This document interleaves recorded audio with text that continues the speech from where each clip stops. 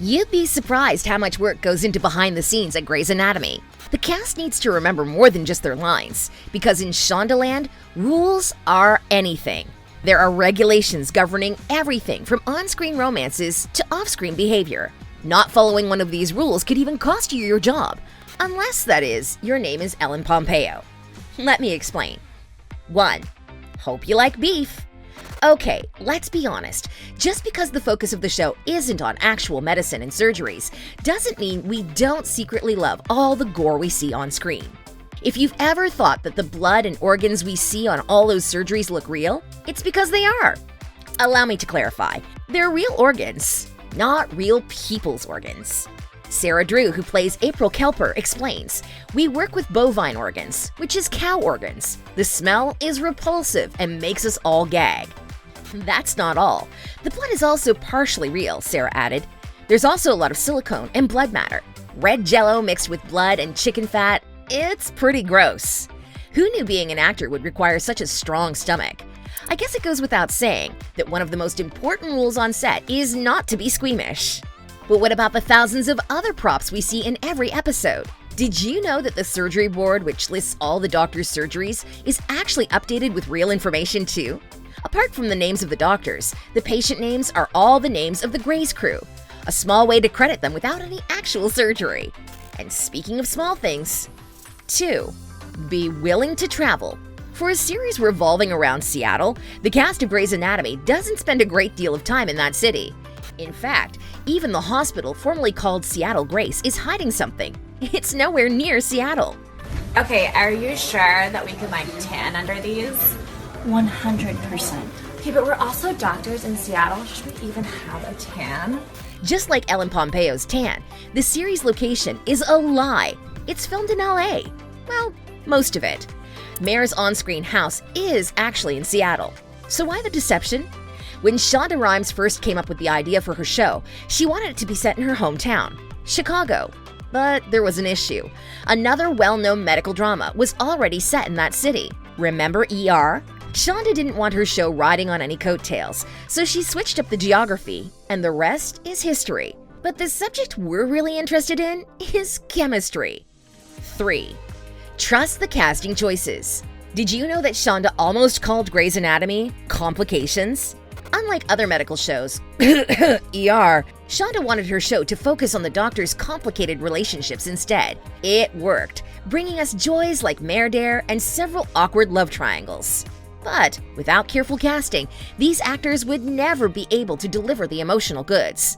Take Derek Shepherd, for example. Before Patrick Dempsey charmed and earned himself the nickname of McDreamy, the role almost went to Rob Lowe, and then to Isiah Washington.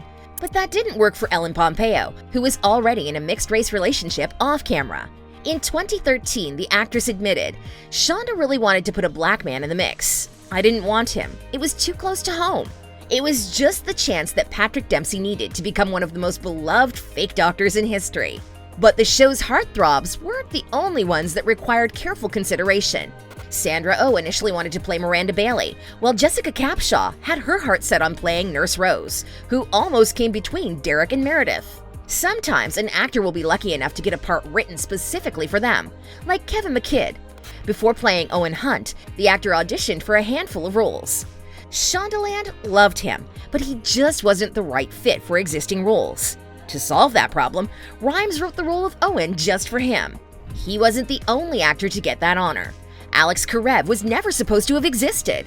Justin Chambers was actually cast after the pilot was filmed, and his scenes were added digitally. Shondaland doesn't just create characters to suit actors, though. The bigwigs at the studio have another superpower, the ability to destroy a character and the actor behind it. But only if you break the next rule. 4. Be nice or go home. Isiah Washington may have been the first Grey's employee to face Shonda Rhimes' wrath, but he wasn't the last. The actor was booted from the show in 2007, despite having a pretty important storyline featuring Cristina Yang.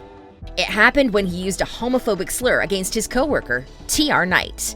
But it was Katherine Heigl that made Shondaland start a no a-holes rule on set. In 2008, the actress withdrew her name from the Emmy Awards. She didn't consider her sporadic appearances on Grey's over that season worthy of a nomination when other actresses had worked so hard for the same honor. It backfired. Her critics saw the move as a massive snub against Shonda. Katherine explained that she later apologized to the Grey's creator, who was apparently very supportive. But Ms. Rhimes remembers things going down a little differently. She told Oprah, on some level it stung, and on some level, I was not surprised. Eventually, Katherine left the show, telling reporters she wanted to focus on her family. But that focus included missing her own farewell episode. Showrunner Krista Vernoff elaborated. The day before it was supposed to start shooting, we got a call that Katie wasn't coming. It became my job to reimagine the script that didn't include Izzie. Although the actress denied this, citing a miscommunication, we can't help but think of something Ellen Pompeo once admitted to the tabloids. You only get killed off when your behavior is bad. If you're a nice doctor, you die nice. Maybe Katherine Heigl should have spent a little more time being likable. Thankfully, the rest of the cast uses their time well. 5. Do your research. Ellen Pompeo has committed the biggest acting faux pas in history. She's revealed her secret. The actress admitted that she and her colleagues actually consult with real doctors and medical staff to help them prepare for every single on-screen surgery to ensure television perfection. But they also have something other shows don't have, an on-set pro. Literally, the scrub nurse Boki, who is in almost every season of Grey's, is a real-life retired scrub nurse. Shonda admitted that when the writers are unsure of a plot, they ask their medical researcher. She has the final word on deciding what we see on screen and what we don't. Ellen added that these guys help the cast with information about what the procedure is, why it's done, and most importantly, how it's done. For anything the actors can't pull off convincingly, real doctors and surgeons are on standby. Executive producer Jim Perriott explained, "We have a terrific medical producer who stages these operations and brings in real surgeons, so the handwork you see a lot of the time is a real surgeon tying a knot." Weirdly, that's not the only kind of preparation the Grey's cast has to do. 6. Paging Dr. Romance. Meredith Gray is no nun. During the show's run, this surgeon has been romantically linked to several different suitors. From McDreamy to George and McWidow, Mare's list of romantic conquests is almost as impressive as her surgical skills. For fans, it's part of the show's appeal. But there's one person who is not a fan of Meredith's love life: Ellen Pompeo's husband, Chris Ivory. The two met 6 months before the Grey's plot, which means he spent most of their entire relationship avoiding watching Grey's Anatomy. But just because he doesn't like to see his wife at work doesn't mean he doesn't support her. The actress revealed, "In the beginning, it was really hard for him. He was like, I like Patrick and everything. He's a good dude. But really?" Despite this, he's given her his blessing to do all the on-screen smooching she's supposed to do. Chris wasn't the only one with initial misgivings. The real-life Mrs. McDreamy was also a little hesitant about the number of kissing or sex scenes her husband had to do. But, like Chris, she also gave her blessing. So when she was asked about how awkward that dynamic is, Ellen admitted, "His wife Jill is very, very nice and very understanding, as is Chris, so we're completely guilt-free."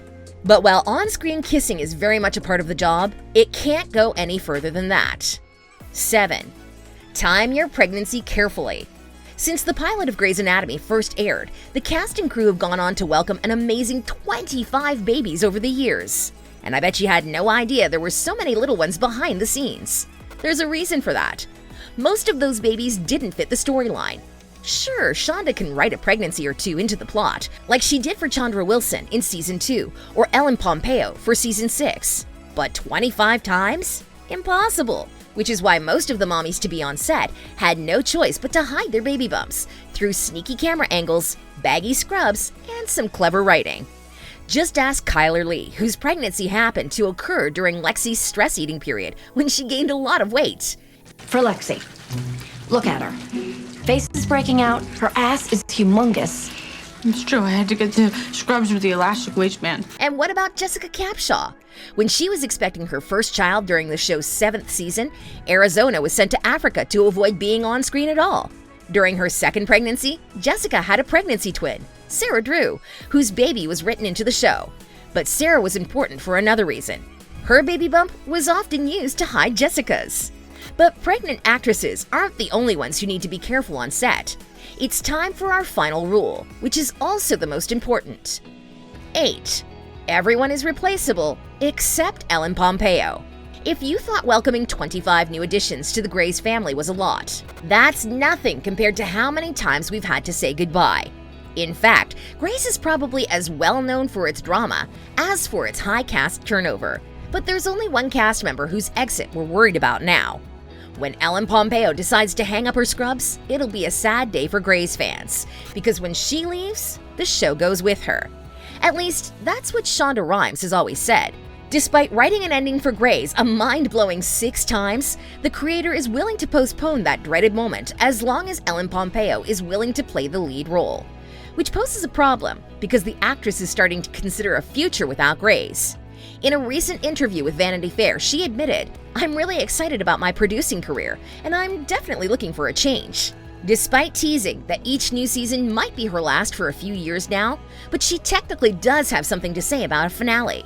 The challenge is now when the show should end, but how?